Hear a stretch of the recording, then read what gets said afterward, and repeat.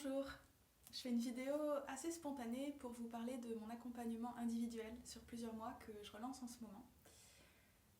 Donc si vous me suivez par ici, je pense que depuis le temps vous avez compris que mon approche c'est vraiment from inside out, donc revenir à l'intérieur, travailler à l'intérieur pour pouvoir se transformer notre réalité extérieure. Et ce qui m'anime vraiment plus que tout, c'est d'accompagner les personnes à se sentir mieux, à se sentir bien dans leur vie, à se sentir mieux avec elles-mêmes, plus en paix, en sentant plus de liberté et de façon à pouvoir vraiment vivre leur vie à elles et pas celle des autres et pas celle des conditionnements et pas celle des parents, etc. J'accompagne en particulier les personnes qui se trouvent dans un moment de chamboulement. Donc ça peut être une crise personnelle, une crise intérieure. Ça peut être aussi, comme j'en parlais en story, un carrefour de vie où on sent que peut-être on a évolué à l'intérieur et que du coup qui on est maintenant ne matche plus vraiment notre réalité extérieure. Donc ça peut venir poser des questions par rapport à nos choix de vie, peut-être par rapport à notre couple, peut-être par rapport à notre travail, à notre famille, ou un mélange de tout ça. On peut sentir dans ces moments-là, que ce soit quelque chose de plus intérieur ou quelque chose qui se traduit à l'extérieur aussi, sentir cet appel de la vie comme si la vie elle nous pousse aux fesses et elle vient nous demander d'évoluer, elle vient nous demander de bouger, elle vient nous demander soit de se laisser traverser et d'intégrer tout ce qui se passe à l'intérieur et puis aussi peut-être de nous repositionner, d'ajuster, de faire des choix, de prendre des décisions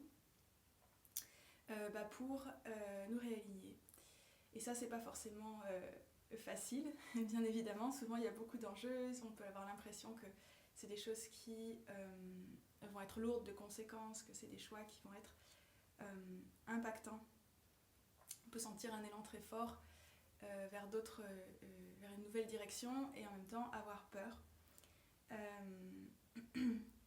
Et donc on peut douter de soi, est-ce que je fais le bon choix, est-ce que c'est la bonne décision, on peut avoir du mal à vraiment acter. Ces peurs qu'on a, ça peut être des peurs peut-être qu'on peut mettre en mots et parfois ça peut être aussi des peurs plus diffuses. Ça peut même être des angoisses qui reviennent sans vraiment qu'on comprenne pourquoi, c'est une impression que quelque chose de terrible va arriver, ou voilà, ça peut parfois être assez intense.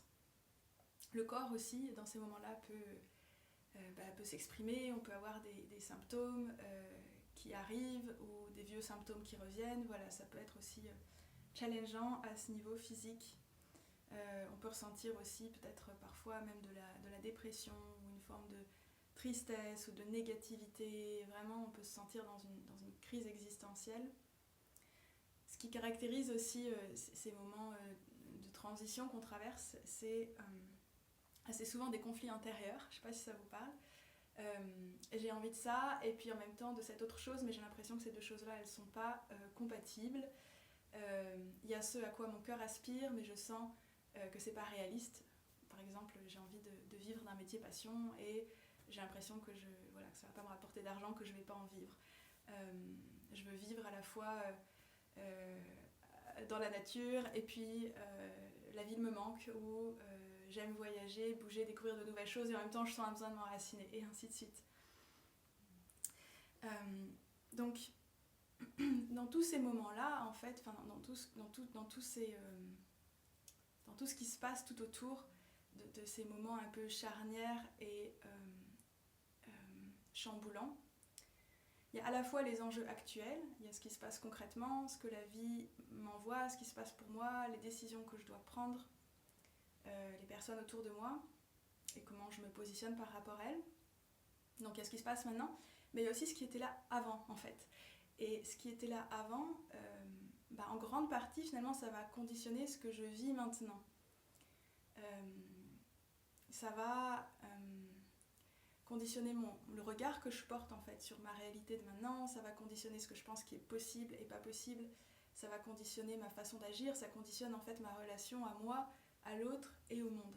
Et donc le travail que je vous propose qu'on fasse ensemble, c'est justement de travailler à ces deux niveaux finalement, de regarder ok, dans le moment présent, effectivement c'est inconfortable, peut-être qu'il y a beaucoup de stress, de peur, peut-être que mon mental il est très agité, et on peut agir vraiment ici et maintenant, et ramener du calme, ramener de la détente, calmer le système nerveux, de façon à avoir plus d'espace en fait à l'intérieur et à pouvoir entendre notre voix intérieure, nous connecter à notre propre sagesse, parce qu'en fait on a toutes les réponses en nous, on sait tout et on sait toujours quel pas suivant donner si on écoute notre cœur.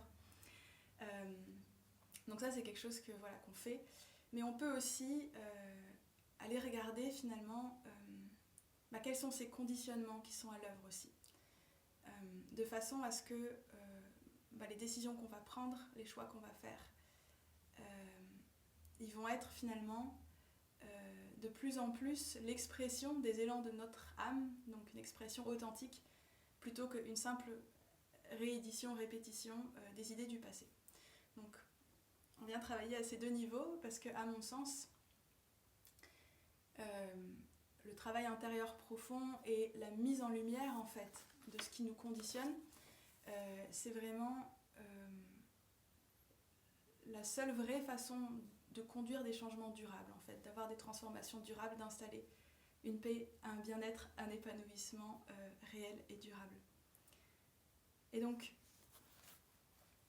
parfois les personnes elles me disent oui, on dirait finalement que c'est que du travail intérieur et que juste on va venir s'éplucher, creuser des choses, mais au fond moi j'ai des problèmes bien réels aujourd'hui.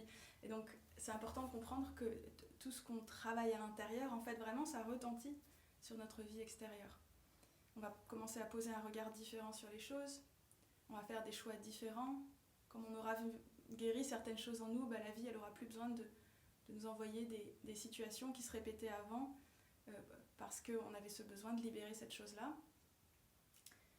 Moi, je remarque que c'est assez magique, en fait, comment plus je travaille à l'intérieur, plus les choses se transforment, se remodèlent autour de moi, en fait, sans que j'ai besoin d'agir dans la matière. Alors, ça ne veut pas dire qu'on ne va pas agir et qu'on ne va pas faire des choses, mais vraiment, je sens que... Et donc, ensemble, on travaille à ces deux niveaux, mais je sens que la première étape importante, c'est vraiment ce travail intérieur. Et donc... rapidement, dans mon approche, il y a peut-être trois aspects importants. Ce ne sont pas les seuls, mais j'en parle assez souvent dans mes posts. Donc, c'est beaucoup d'observation. On va venir regarder quelles sont nos pensées. La grande majorité, plus de 90, je ne sais plus combien de pourcents, plus de 90% de nos pensées sont inconscientes. On va venir mettre en lumière des pensées qu'on ne voyait pas jusque-là. On va venir ressentir des émotions, des sensations qui étaient là, auxquelles on ne faisait peut-être pas attention. Observer nos sensations corporelles, regarder nos schémas, regarder nos croyances, toutes ces choses-là.